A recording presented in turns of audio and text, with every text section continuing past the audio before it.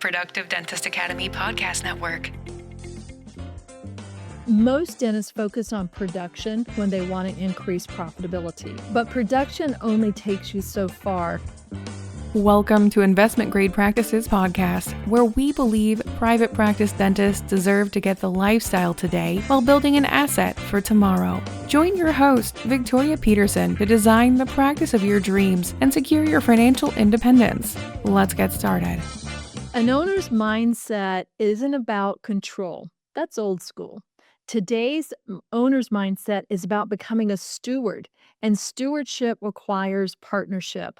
Hi, I'm Victoria Peterson, your host for Investment Grade Practice podcast, and here's what I know for sure. Every dental practice runs on two engines: clinical productivity and operational execution. Those engines running independently, friction increases, right? Front and the back. When they run smoothly and in sync, your growth as a business owner compounds.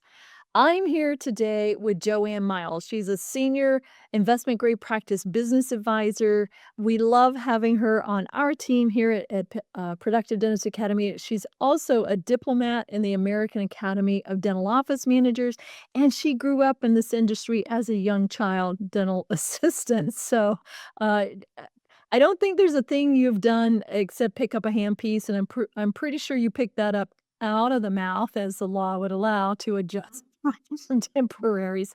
Joe, you're a wealth of knowledge. Thank you for being here today. Thank you for having me. This is a wonderful topic. I can't wait to dig in.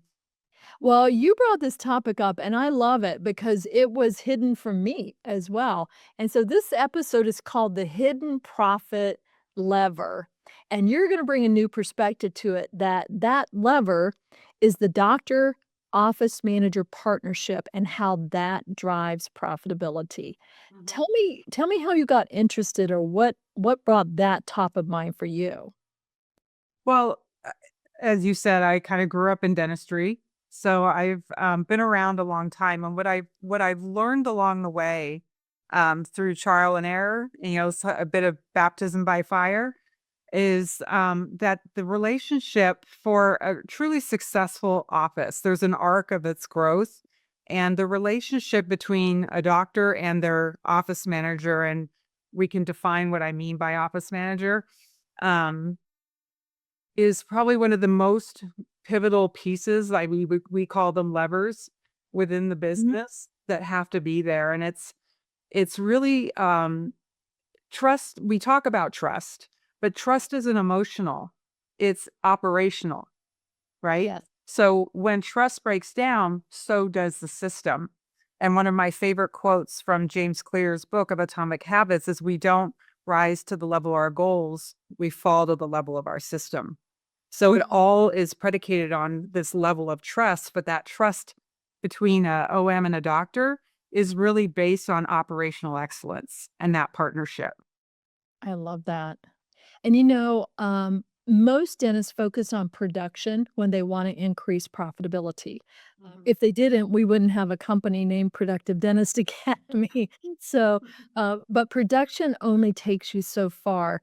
And that's where I think bringing in support to surround the owner in this partnership with their manager. So, docs, if you've ever felt like you're carrying all the responsibility in your practice alone, this is the podcast for you. And if you want to delegate, but you don't know how to delegate with authority, or you're seeing patterns that your team are doing things without permission and you don't know how to address it, or if you just feel like you're still holding everything, this is going to be the conversation for you. All right. Well, let's first of all um, define why the doctor office manager partnership is one of the most under-leveraged drivers of profits. Yeah. So for doctors, a lot of the time they really do feel like they need to be in control. And yes, your name is on the door, and ultimately you are ultimately responsible. But ownership isn't only just about control; it's about the stewardship, how you kind of opened us up here. And that stewardship requires a partnership.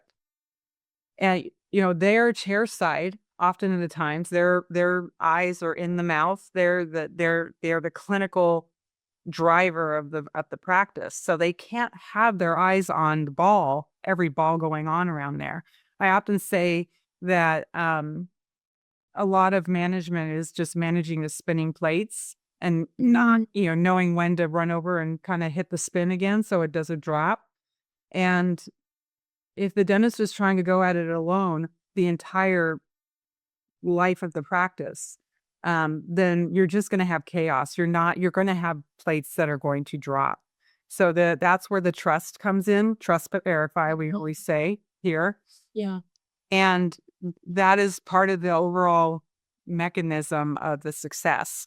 We always say, actually you always say, that the more successful you are, the more support is required. And that is where your OM comes in. I love that. And I love that you're reiterating this word stewardship. It's one that I don't think we use enough in dentistry, but I do think it's one that, as the old I say, you do, industrial kind of leadership starts fading, because people today, your team, are demanding, see me as a person, give me challenging work, and give me the resources to do that work. And I Mhm. think stewardship is the perfect word for that, because it's disciplined, it's ethical, it means I'm looking for resources, right? And you really are entrusting your reputation to your team. So it makes sense to invest in your team so that they can. And I know my experience is that's one of the hardest things in the world for doctors to do. Why do doctors hesitate to spend money training their team? Well, first of all, let's talk about how do 99% of all office managers become office managers? Oh, look, I'll throw myself on that too. So my definition, and it's the hard truth, is a qualified office manager is not the person that's been in the office the longest. So Yeah. now it can mean that sometimes if there's been investment in that in their professional development on both sides. Oh, I believe that office managers have an obligation to invest in themselves as well. But I also believe that the doctors should be investing in their development and really investing in their own. It's really a partnership. You're investing in both of your developments. You should be growing at the same time around how do we become leaders, co-leaders of our practice. Wow, I can see a conundrum right there. If you're a doctor owner and you were never taught business and you don't know what you need to learn, it would be really hard to understand how to create a training map for your office manager. I was a hygienist, and I was nominated to be an office manager because our office manager quit 2 weeks before our doctor had a baby. And I knew the software, I knew the patients, and I knew QuickBooks. So I can make sure that payroll was gonna run. I knew how to schedule patients. I knew all the patients because I had been in the practice a long time. And we knew we couldn't find an office manager and train them in 2 weeks, but we had an associate doctor who could take on my hygiene patients. And so, like, once or twice a day, I'd pop back and do a cleaning. That 6-week maternity leave turned into 2 years of being the office manager, and I'm glad I did that because it helped me see, what I knew and what I didn't know coming from a clinical background. So I like your definition. You can. At Productive Dentist Academy, we've helped thousands of private practice owners find the clarity inside their data and take control again, starting with a free 60-minute coaching session. Head over to investmentgradepractice.com right now before the next patient sits down to claim your free 60-minute coaching session. That's investmentgradepractice.com. Horizontally shift, or you can promote into, you can do those things, but you must be cross-trained. You must be trained for the job. And there's also a difference between being a highly skilled administrator, like I'm a scheduler, I'm a treatment coordinator, I run AR, I can do those as an individual contributor. There's a difference between that and becoming a manager. So what's that nuance? Yeah, absolutely. Well, we you talk about baptism by fire. So I became an office manager I was sort of christened that title one day when I came into the office and found out that the doctors had let the previous office manager go because she had embezzled over $100,000. And all of a sudden they looked to me because same thing as you, Victoria. I knew the system. I was cross-trained because I was chair side and doing admin work, and I had their trust. So I became an office manager in my early 20s. And you know, I everyone has an idea of what leadership is. I will say that it was a process for me and my growth. I was a very effective, but I was a steamroller.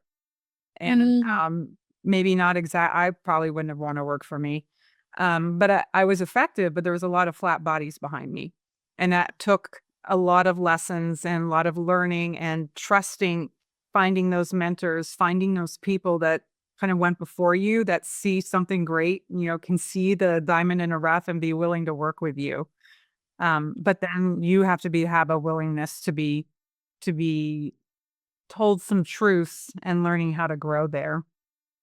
You know, one of the things that I think a distinction that's super important for doctors to help them to understand why this is such an important topic is that, there are two engines basically that are running in a dental practice. You've got the clinical excellence side, which is really the dentist and the hygienist too. But then you have the operational execution side of it. Yeah. And that is not always the dentist. Right? And so those It's two, not the dentist. no, not really. Those two have to be in synchronicity with each other. They have to have a nice rhythm. And then the practice becomes scalable at that point. If you do not have that synchronized clinical excellence engine and the operational execution engine going beautifully, then you can't scale your practice. You can't, I wouldn't recommend it, let's just say. And by scale, we mean 1 doctor to 2 doctor, 2 hygienists to 3 hygienists, or we're not even there Acquisitions.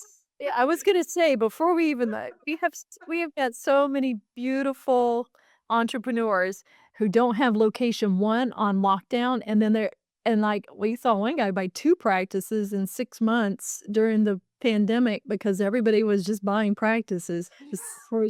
The third one never got any love, and the second one was on life support. So before you scale, you've gotta get this. I picked up my pen because I'm already taking notes, and you're giving me some clues here that I wanna really pull out. So, why is it under leverage? Number 1, you may not know what you're looking for in this person. So without a clear role descriptor, without a clear idea of what you expect beyond the scheduling and, making sure the team is full and you're interviewing and doing some vague office managery stuff. You gotta be really clear.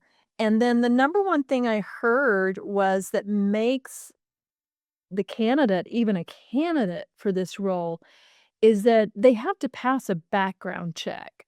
And I don't think doctors do this, but they need to pass a background check, their credit score, are they worthy because they're handling your money. So, here's a quake in your boots question, doctors. Think about the person that's in charge now.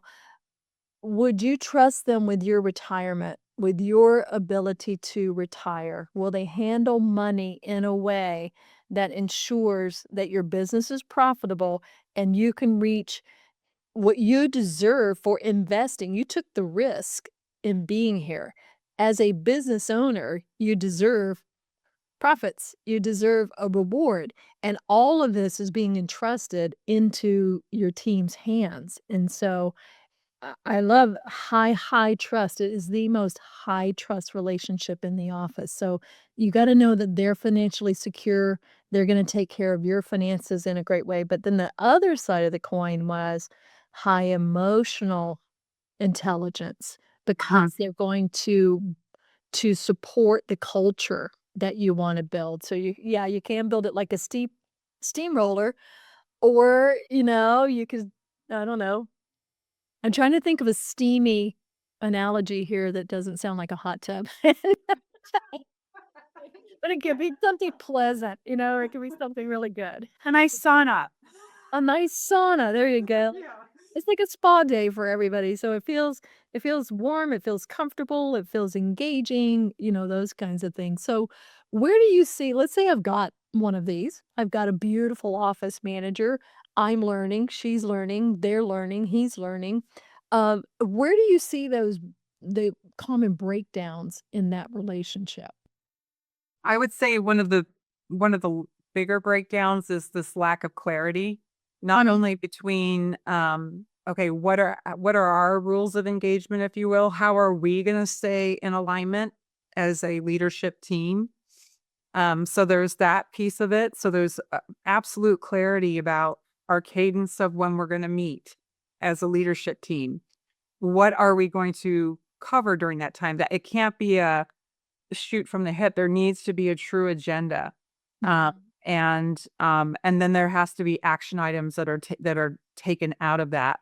And then the next time you're meeting again, you're checking in. Okay, did we adhere to our commitments of our action items? What fell through? What do we still need help with? So there should be a clear, this is where the trust but verify part of the relationship comes in, because the doctor can't keep their eye on it all the time, the business side of it. And that's where you're trusting the OM to, but then you're now going to verify that what was said was said. These are our goals. Where are we at? What's the gap? What are your things that you're having issues with? The other piece of that then is then the unified message and implementation and having each other's backs with the team. Mm. The OM is not there to manage chaos. They're there to create the structure so the doctor can lead with focus. See, so there's a dependency that is so vital here. And often OMs do feel like they're on that hamster wheel playing whack-a-mole all day long. Let me tell you, that job is not for the faint of heart. It is sometimes can be seen as a thankless. It's really, you have to have a servant's heart to be in that role. You really do. And there's a lot, I always say the OM is on the island, because who do sometimes, you want to vent to somebody. You're not going to vent to the team. You're not going to vent to your doctor, because maybe the thing you need to vent about is maybe the doctor sometimes, because let's face it, they're not perfect. And then the team, yeah, none of us are. The team's not perfect. So you're sort of in this island, because you can't get too familiar with the team, because that can break down. So I think that's why I love the masterminds that you lead for our clients. The emerging leaders is such a safe space. Uh, Tell us some of the topics that you cover in emerging leaders. yeah. So January we talked about how to start with momentum for the year. We talked about goal setting, how to enroll the team and get them engaged into the goals, how to run structured team meetings where you're actually getting these check-ins and you're getting buy-in with the team. So we talked about a lot of the communication techniques around that. This month, we just had our emerging leaders, and we talked about managing on your feet. So that presence over paperwork. How do you manage your day and have dedicated time to be able to do your OMing, right? Your OM stuff, but then also you're on the floor. You're walking the floor. You're listening to the patient's experience. You're checking in, and you're actually auditing in a way what that new patient experience is from the check-in to check-out. And then you're finding those coaching opportunities where we can improve in those areas, as well as just being there for your team, and then helping out. I often say that if you have to go plunge a toilet with a plunger, then you roll up your sleeves and you do it. Your team will do so much for you if they see you'll do so much for them. Yeah. It sounds like stewardship on the OM's part. Like we both are growing in our stewardship and our servant leadership here. And I love how you pointed out being physically present with the team. So we're not talking doctors if you've not hired an office manager or you're contemplating like really elevating somebody to this position. You said something really great. They're not there to manage chaos. They're Mhm. there so that the doctor can lead with focus. So step one is, hey docs, work with someone who can help you get really clear about your focus. And I know for myself as a business owner, I owned 5 practices. I couldn't tell my team everything. I couldn't show them the finances. I couldn't show them how I was robbing Peter to pay Paul and all of these things. I mean, I could, but it would not have served any purpose. I couldn't have done much about it. But if you're carrying that silent stress, if you're hiding major pieces of information, it's going to be really hard for anyone to come and partner with you at that level and take things off your plate. So be Mhm. clear about what gives me energy, what drains my energy.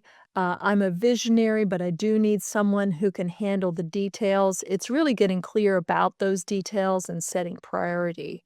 And then I love that you're modeling that for the OM as well. She can't say everything to the team, can't always give you the why behind things, but you can't come in there with a my way or the highway. So steps into their world to learn the world and staying current is huge.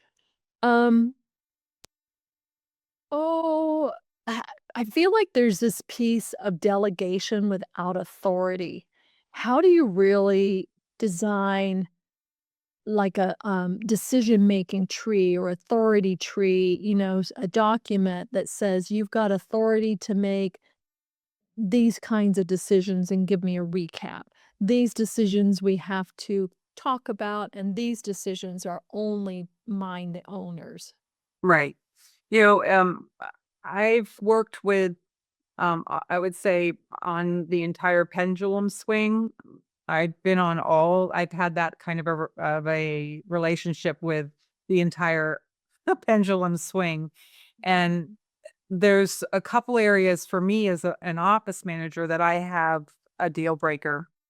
And believe it or not, I've had doctors argue with me on this. And that is number one, yes, I have visibility to QuickBooks, our bookkeeping, and I was making sure that we had a lot of we did a lot of EFT payments for insurance rather than a paper check.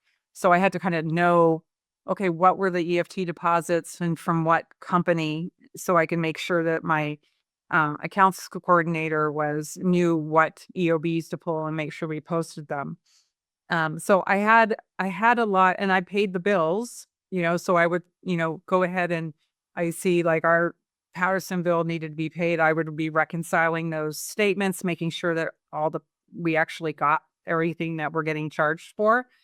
However, where I drew the line was I would never, ever, ever, I did not want signature authority on a check. And I actually had, I don't know if you remember this, Victoria, you've been around long enough too, where you used to have the doctor's signature on a stamp and they would stamp the check. Do you remember those days?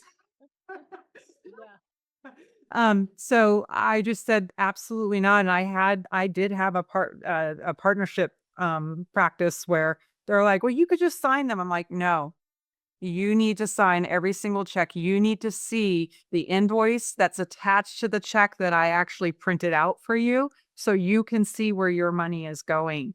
And that's kind of where that trust but verify comes in. I would say for an OM, just to protect yourself and be beyond reproach, you should never have that level of access. However, there should be some visibility to the overall overhead and expenses of the practice, because then how am I gonna know as a manager where I can help pull those levers to keep the overhead down unless I know how much we're spending and what that's going to. So that's where this balance comes in, and it takes time. Like, you have to create those parameters around that.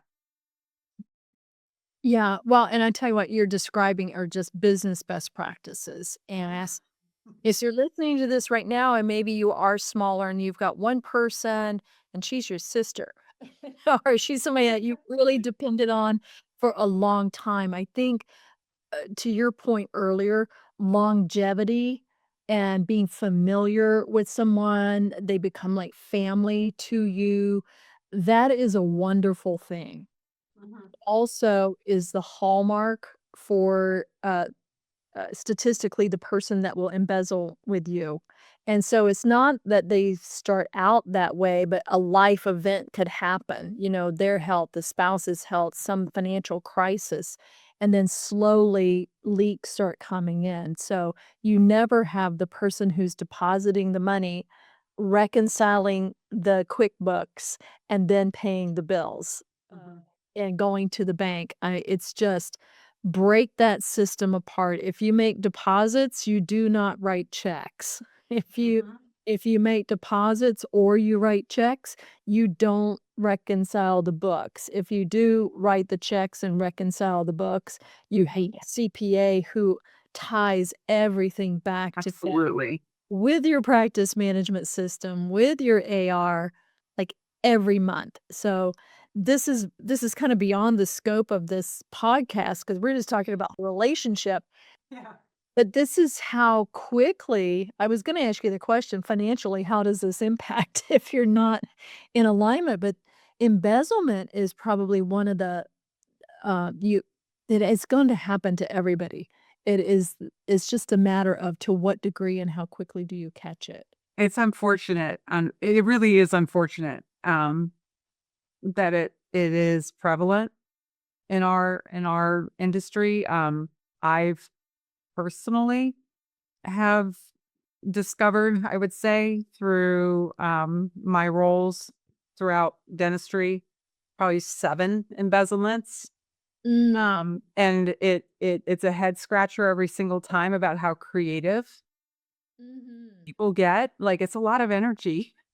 Um, Yeah. and it's always, I gotta tell you, I haven't had a circumstance where the doctor, number 1, wasn't blindsided, felt blindsided, we'll say. The signs were there. Right. They just didn't want to see them because they just couldn't believe that this person would do that to them. Um, but In my case, we caught her because the office manager was trying to buy $800 worth of concert tickets to the Dave Matthews Band. oh, I just went on Facebook the other day and it was like, oh, it was $900,000 over a course of like 10 years.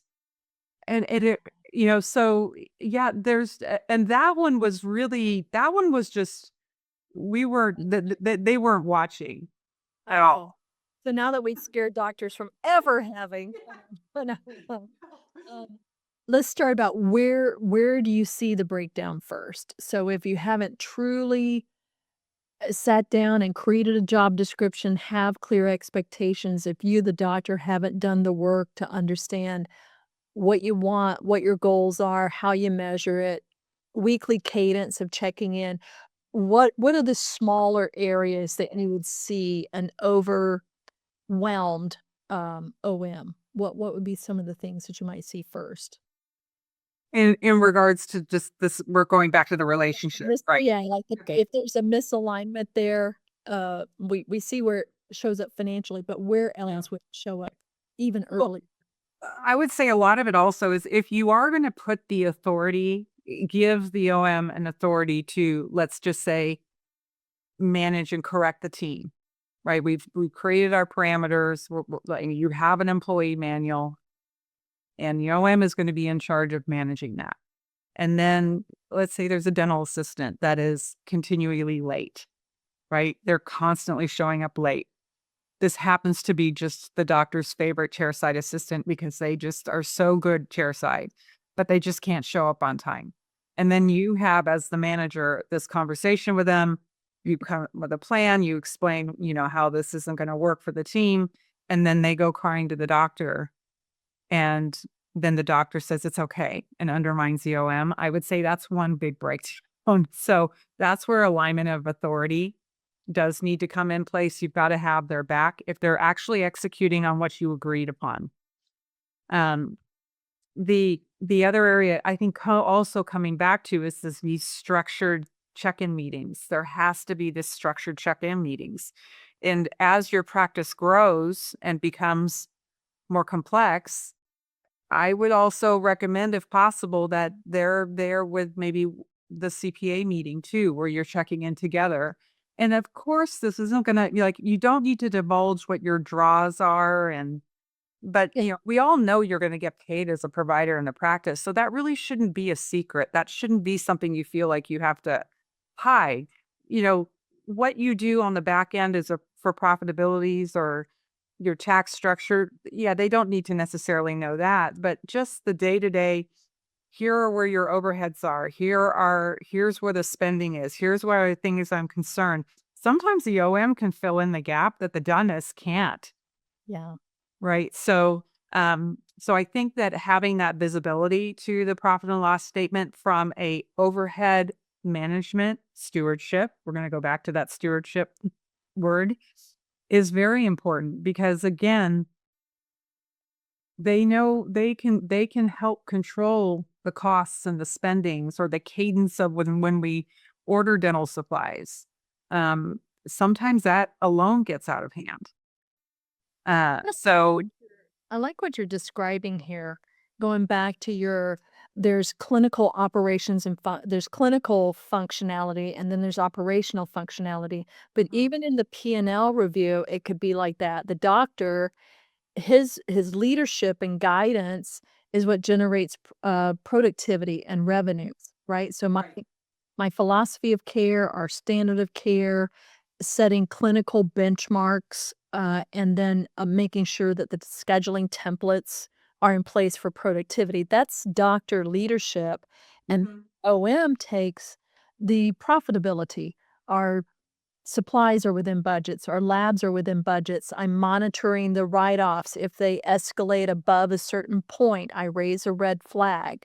Our resubmissions, our days to collections, all of that falls into this operational management. So for me, I'm just sitting here as an owner and going, oh, that would give me relief to know that my job is to set the clinical standard and the top line KPIs, and then I've got a partner that's been fully vetted, that's been fully trained, that has been educated to help me with the bottom line issues of AR management, write-offs, and that is not an easy skill to learn. So if you just took your dental assistant and made her a front desk person who's now called the office manager, she won't know how to do that on day one. But I like the piece of bring them into the CPA conversations. And if you're passing along this podcast to your OM, here's one thing that I did with team forever is start reading financial journals. Go online, read the Wall Street Journal, circle the words you don't know, get Forbes magazine, investor magazines, like just learn the financial vocabulary of business. Take a Coursera or Udemy course on finance for non-finance majors. Just being in the vocabulary of business and the vocabulary of profits will make you incredibly valuable to your owner. yeah. And when we talk about this partnership, I mean, this is the same thing where you're going to do a health grade. And that would be kind of a fun little piece of homework for anyone who's listening to this podcast, is to sort of do a reality check on what is the health grade between the doctor OM partnership, because that is ultimately is what directly impacts the profitability. Any misalignment is going to leak money, and alignment is going to compound it. And we all love about compounding. So and every relationship, I mean, yes, we could give you a framework of what that OM doctor relationship should look like. What are your weekly cadence check-ins? There is some scaffolding, but every relationship is going to have its nuances and be a little bit different, depending on the complexity of the practice and the goals, the long-term goals of the practice. I think that OMs should also understand that every practice is going to have a transition at some point, and that the OMs have a vital piece, that relationship can really impact the value of the practice long term and how that transition happens. It shouldn't be something that doctors should really keep in some vault, because the OM can really help with that overall. But that, and um it's another podcast for another day, and you've done this a million times already, is in fact, I was just listening to one of yours the other this morning, and you talked about, unfortunately, some doctors decide, oh, I want to sell in a year from now, but they're not near ready because they hadn't put the time in. It's a longer runway, and the OM can be an intricate part of that in helping you get there. I love that. We are going to have that health check for the owner OM relationship in the show notes. I love that you're offering that, Joanne. Um, that's amazing. And all month, I guess something clicked in 2026, and we've said this before, but it's coming through so strong now that as an owner, you are not broken. The system around you is broken, and so if you're under $1 million and you're gonna cross that $1 million threshold, what worked to get you to that point likely won't work as your next strategy. So there's different strategies for each stage of growth. So there's the race to revenue, then there's the predictable place of optimizing your systems, but sometimes we get caught in our comfort zone there. Uh, when you get to the Carrie Miller and I, she was on my podcast recently, and we talked about the $2 million crunch. So when you get to 2 million, if you built that through, high involvement in network PPOs, you max your capacity, and that's another opportunity to, um, redesign your business. So, docs, if you're really stressed out, if there's more month than there is money, if chaos seems to be around you, you can't scale on that.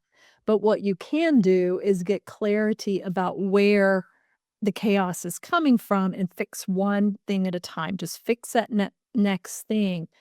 And here's the thing, you may have 3 or 4 different strategies for your company. Think about that. Why wouldn't you? You don't act the same at 17 as you did at 7 or 27 or 37 or 47. So as you grow and your lifestyle changes and your capabilities change, your team's capabilities change, of course you're going to have another system. And Yeah. bringing in a trusted manager that is at the level that you are at and growing into is a vital piece of that equation. hmm I think the curiosity is so vital, because, and you have to be adaptable and you have to be willing to change. I mean, I started, I started in dentistry when it was pegboard for the accounting, right? And a paper schedule. So if and here I am today, adopting all the technology, all the new systems, like, so if you're not willing to change your mind and your mindset on things, yeah, that would be another, I would say, important trait to be looking for. I'm gonna say that for some of our younger listeners, like younger, I mean anybody under 50, I can't even explain what a pegboard is. It would take too long. It would take too long. Hey, Joe, as we wrap up, tell me what a great partnership looks like, feels like, sounds like. What are we creating here? Well, if I can first sum it up in one liner, I would have to say that if the doctor and OM are not visibly united, the team will divide them privately. So that is that is very, very important. Like, that's if I can give a huge umbrella, that would be one of the biggest pieces of it. So doctors, if you have crossed the bridge and now say you have a office manager and you are asking them to be the extension of your voice and your authority, then you have to be completely united, visibly united. And trust me, the team will test it, just like children test mom and dad, right? So what it looks like is that there's this strong united front. There's the messaging is the same. It's they are visibly showing the cadence of their check-ins, and then they're showing the fruits of those check-ins with the team.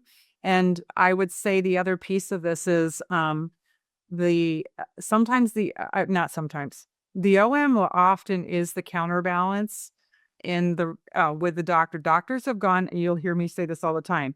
Dentists have gone to school, have gone into extreme amount of debt to learn to find everything broken out of magnification and then fix it. They're fixers, Right. right? So, but that doesn't align with team, and helping foster this really positive culture sometimes, because that's just the way they're wired. The OM is the counterbalance to that. They're the ones bringing up and elevating what to celebrate. They're that balance to find things broken, fix it. So if you have to make sure that there's somebody on the other side reminding the doctor, like, hey, so-and-so did an amazing job today. Just take a moment and thank them for something specific today. There's this, that is culture. We always call it the cultural North Star. Culture is everything as part of this too. So if there's not a lockstep in there. Yeah. Well, I think what you're saying is there's a balance between data and emotion. Yes. So Yeah. our KPIs and what we want from the business, if not balanced with emotion. And you're right, it's difficult to have your focus in the size of a tennis ball with precision all day long. You have no idea what's going on around you. So having somebody that's your eyes, your ears, and helping you display your heart. I love that. Yeah. All right. So let's start wrapping this up. If this episode has stirred something in you, please don't ignore it. Misalignments between the doctor and the office manager, we've identified here doing this work of building investment grade practices. It's one of the most expensive, silent profit leaks of an independent practice. And so here's your next step. I want you to download the owner OM partnership scorecard. Both of you take it separately. Compare your answers, and if your scores align, you're building something scalable. If they don't, you just found your next leadership move. So this scorecard that Joanne's put together is going to help you identify where you can build and strengthen your relationship. So the link is going to be in the show notes in the show notes here. So I put the link in there. And if you're a private practice owner with 1 to 3 locations and you're serious about building something profitable, investable, and less dependent on you, which is what we've been talking about here today, then book a 30-minute clarity call with me. I book 5 a week, so grab one of my slots. You don't need more effort. I think that's my big walk away here today is owners, you don't have to put more effort. What we need is to get more structural alignment. So until next time, lead with stewardship, build with intention, and create something durable. Joanne, it was so delightful having you here. It's fun. Till next time. Till next time. Thank you for tuning in to this episode of Investment Grade Practices Podcast. If you find value in this episode, help us spread the word by passing it along to a dental friend, subscribe, and give us a like on iTunes or Spotify. Learn more about building your investment grade practice at productivedentist.com today.